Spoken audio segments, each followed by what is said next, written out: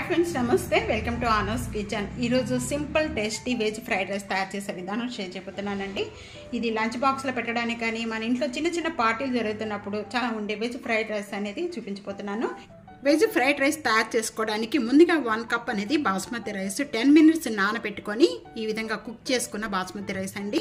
మీకు basmati rice perfect గా ఎలా కుక్ చేసుకోవాలనేది నేను వీడియో పెట్టాను, ఒకసారి కావాలి అనుకుంటే కనుక చూడండి। పాన్ లో 2 టేబుల్ స్పూన్ ఆయిల్ యాడ్ చేస్తున్నాను। ఆయిల్ బాగా కాగిపోయిన వెంటనే కూడా కొద్దిగా వెల్లుల్లిపాయ రెబ్బలు చిన్న చిన్న పీసెస్ గా కట్ చేసినవి, క్యాప్సికమ్, కొద్దిగా క్యాబేజీ, ఆనియన్స్, ఇక క్యారెట్ ఇవన్నీ బాగా కుక్ చేసుకోని అవసరం లేదండి, లైట్ గా కుక్ చేసుకుంటే చాలు। కానీ ఈ విధంగా వేగుతూ ఉండగానే ఇక్కడ 1 టేబుల్ స్పూన్ సాల్ట్ యాడ్ చేస్తున్నాను, 1/2 tablespoon black pepper powder. ఈ విధంగా మగ్గిన వెంటనే కూడా ఈ రైస్ అంతా యాడ్ చేసేస్తున్నాను।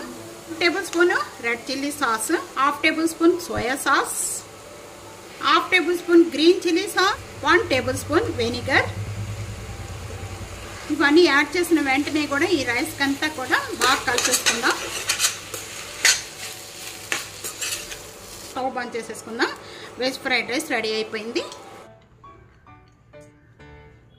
ఈ విధంగా తప్పకుండా ట్రై చేయండి, చాలా అంటే చాలా టేస్ట్గా ఉంటుంది। ఇది మీకు ఎలా ఉందనేది నాకు కామెంట్స్లో తెలియచేయండి। ఫ్యామిలీతో ఫ్రెండ్స్తో వీడియోని షేర్ చేస్తూ వీడియోని లైక్ చేస్తూ ఉండండి।